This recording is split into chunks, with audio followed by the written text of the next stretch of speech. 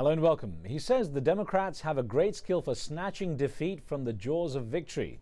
My guest today is a former senator from Alaska who ran for president of the United States this year, not once, but twice. Mike Grael puts himself up as a Democratic candidate first and then later as a candidate for the Libertarian Party.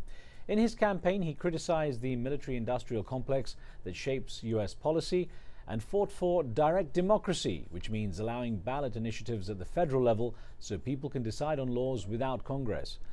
Senator Grael was a vocal critic of the media and recently co-wrote a book on the subject. It's called The Kingmakers: How the Media Threatens Our Security and Our Democracy. On this show, we discuss the American political system and this year's election with Senator Grael, and you can join the conversation. Senator, good to have you with us. Well, thank you for having me. A pleasure, sir. In May this year, when you finished the fourth Libertarian National Convention, you announced that your political career was over. Electoral career. Electoral career, okay. In fact, I never really wanted to run for office again when I left office in '81, but a friend of mine suggested if I wanted to live to be able to see the people empowered to make laws, I would have to use some device to bring attention to the national initiative, and that was to run for president. I was reluctant to do it, but I did it, and it did bring attention to that possibility. Now, yourself and other key figures have switched parties. You ran as a Democratic candidate first, then as a Libertarian Party candidate, and there are those who accuse politicians who switch into the independent path, so to speak, as being spoilers for the main candidates in the Democratic and Republican parties. Did that ever cross your mind? Did you ever worry that I might be... No, not at all. In fact, when I was in the Senate, almost 40 years ago, I fought as much against the Democratic leadership as the Republican leadership. And when I left the Democratic Party, I didn't leave. You got to keep in mind, there was a conspiracy between the leadership of the Democratic Party and General Electric, which owned MSNBC, to get me out of the debates, because all I was talking about was the fact that the Democratic Party was along with the Republican Party, was for war and the expansion of war, whether it was the continuation of the Iraq War or setting it up with the Lieberman II resolution to try to invade or start a war with Iran. And now we see American policy bought into by the Democrats and Republicans to gin up an arms race with Russia, which is a non-starter and the most ridiculous foreign policy we could ever undertake. Now, if I can go back to those campaigns, one thing you did, which was very unique and got you a great following on the internet and elsewhere, was with unique videos. And I'm going to play, you actually hijacked the Obama Girl. I just want to play our viewers a little bit of the Obama Girl video with Senator Mike Grael. Do you even sing R&B? Okay, that video that we're seeing now is there. You've got this girl who became very famous for her song on "I've Got a Crush on Obama." Tell me what happened. What was the idea? Well, the producer of the show contacted us and asked if we would have any problem doing a skit with the Obama Girl, and so I said yes. First off, you got to keep in mind I was really made by the internet. The young people just latched on to my candidacy and put up on Facebook, YouTube, unbelievable attention, and I had nothing to do with it. They just did it. And so when they said Obama Girl, I said fine.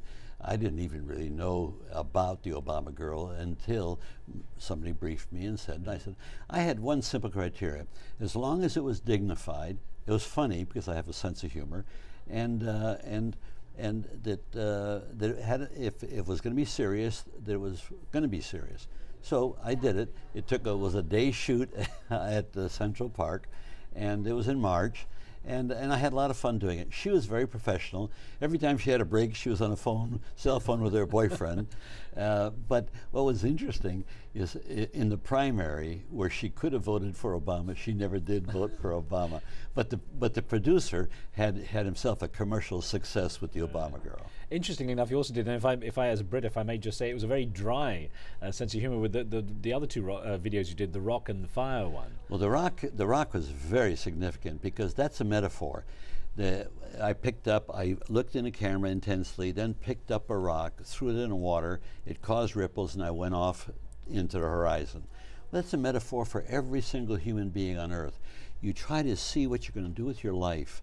You go do it. You hope that you affect other lives beneficially, and then you walk off to your demise. That was two young college teachers who thought of this, asked if I would do it. I gave them a whole day to do the filming, and the rest is history. It got over 1 million hits. The Obama Girl had 1.5 million hits, and all I did was offer my body to their direction for this. So how did the fire one come about? The fire one was the same thing. They were filming me where I had a bunch of twigs under my arm. And I would say, well, Senator, pick up that twig there. And I'd put up another twig, and I'd walk down. And then we put them in, and they lit up a fire. And so what it was a metaphor for the wisdom you have that you pick up in your life, and then you use that wisdom and share it. And the fire represented light and wisdom being shared with others.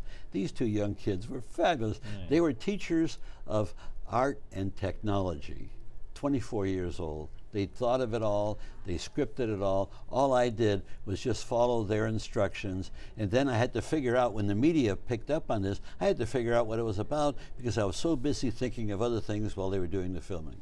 We've got a call on the line from Paris. Anwar, good to have you with us. What would you like to ask the Senator? Hello, hi, Riz. Hello, Senator. Hi. I would like to ask the Senator that upcoming presidential election is very, very important and crucial for U.S. Not only for U.S., I believe even for us.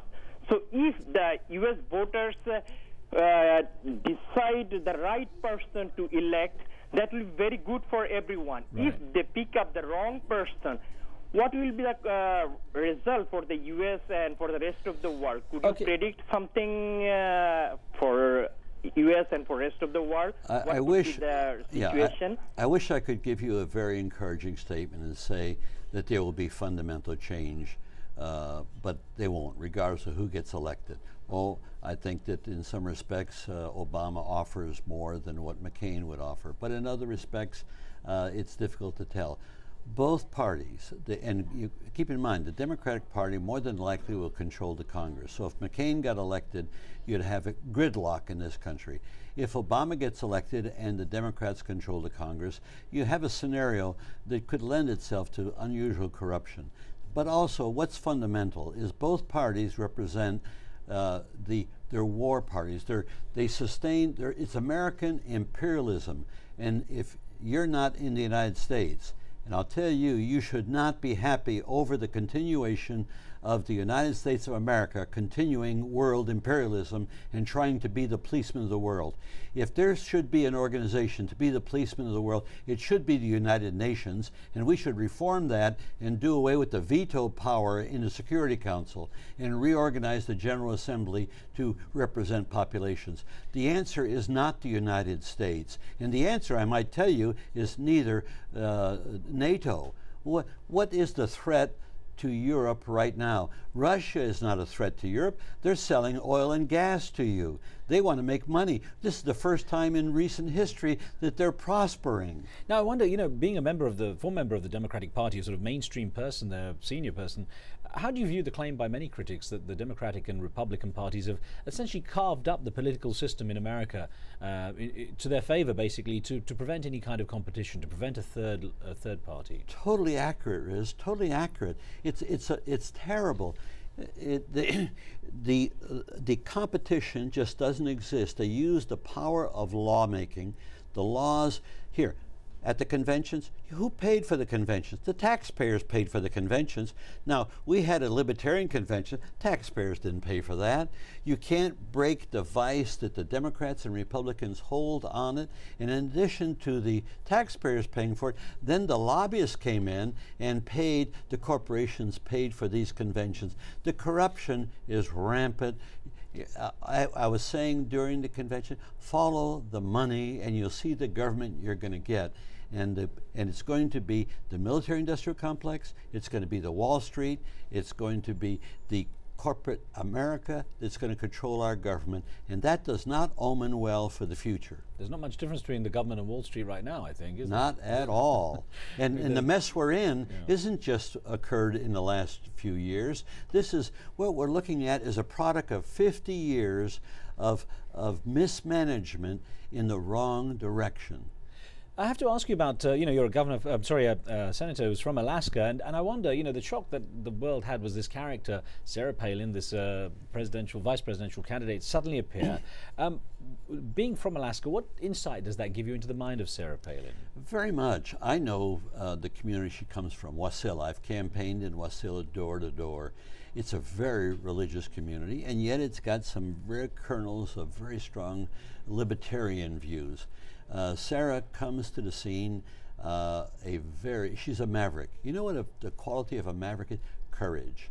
They have the courage, and courage in politics is very unique because it permits you to implement your other virtues. Now, Sarah comes with a very thin resume of knowledge in world affairs, very thin resume of knowledge in government. So, but what McCain did, he's got a base of being a maverick. So he picked somebody which was ideal for him. And it surprised everybody. It surprised the Republicans. But this was throwing a Hail Mary pass. Now, as far as her contribution beyond the election, that remains to be seen. She's very bright. She's got a very, very acumen mind and a nose for direction. Can she grow out of her religious narrowness, grow out of the knowledge that she doesn't have with respect to military affairs and governance affairs? And more importantly, sir, can she manage the country if, God forbid, something happens to President McCain? Oh, she's got the personal capacity and poise to manage. That's not the problem. It's where you take the country with a leadership an intellectual foundation. I have that same problem with Joe Biden. I know Joe very well. I think he's a fine person. I like him. I think his foreign policy stuff is terrible. He's got a foreign policy that's American imperialism. Sarah Palin has the same attitude right now. We're supposed to be better than everybody else. We've got to be the policemen of the world. That is not the America I want to have. I'm going to ask you more about that in just a moment. We're going to take a very short break here, and then we'll have more of Senator Mike Grael's perspectives on American politics after the break.